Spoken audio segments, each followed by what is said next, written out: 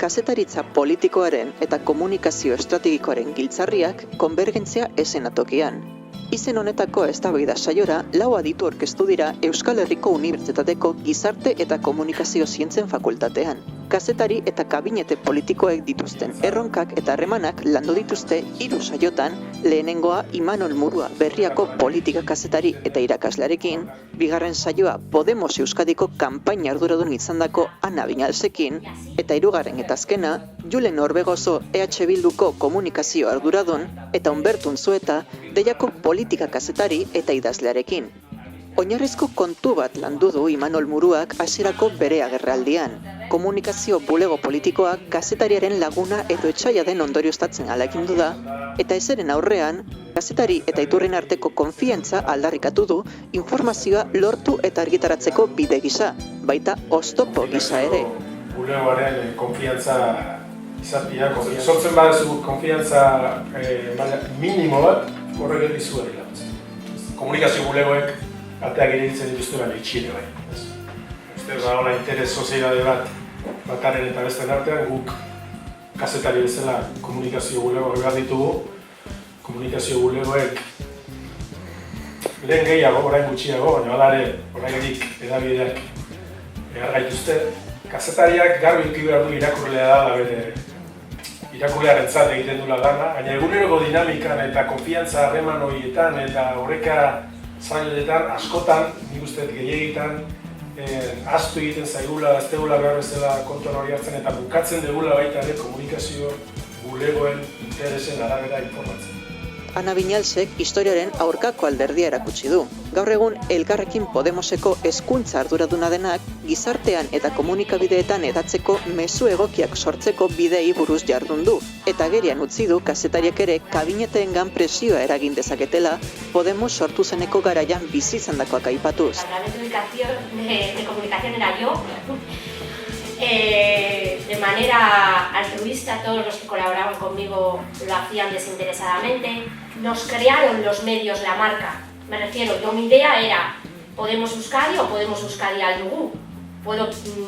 Mi idea era debatir con la militancia qué nombre queríamos darle al partido. Los medios nos marcaban un poco la hoja de ruta que teníamos que seguir. Ellos ya nos habían dicho que nos teníamos que llamar Podemos Euskadi. Entonces me agobiaba un montón con lo de ¿habéis decidido ya si os vais a presentar a forales? ¿Habéis decidido ya si os...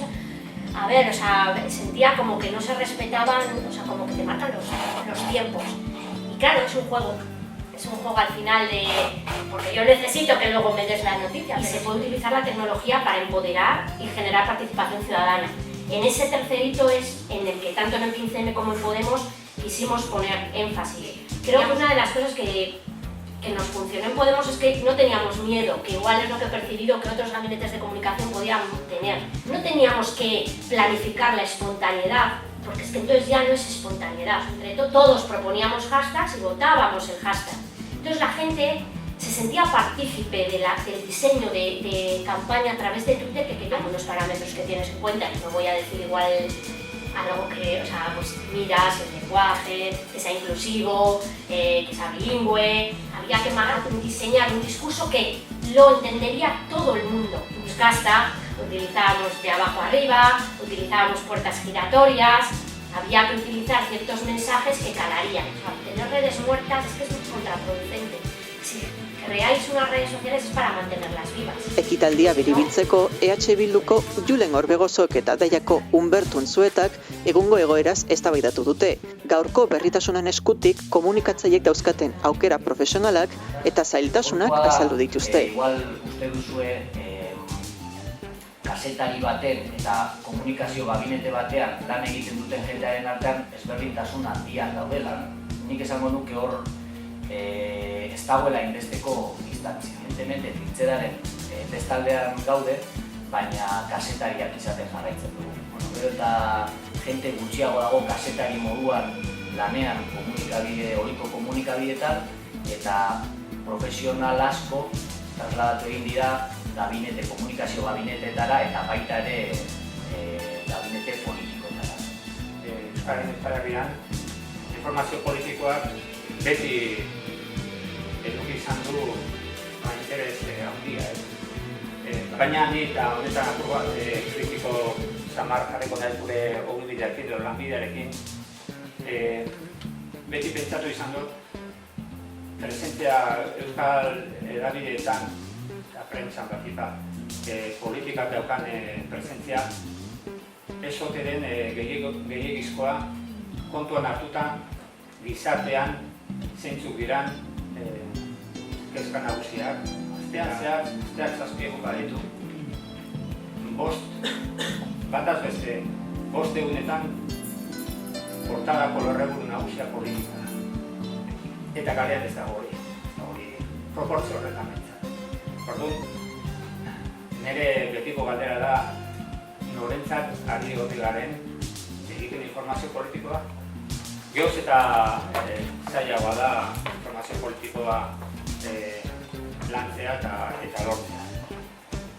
Alderdiek eta erakundeek gehoz eta traba eta zaitasun handiago jartzen dituzte guk informazio hartzeko eta behaiek informazio jartzeko. Izango dute informazio politikoan esklusibarik ez dagoela.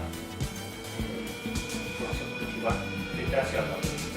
Erredakzioak asko argaldu dira, plantilla zuzen edo, eta argaltzeaz gain prekarizatu dira. Murgitu garela dinamika batean, non albisteak dira politikari batek, esaten duena hori kontatu. Gracias.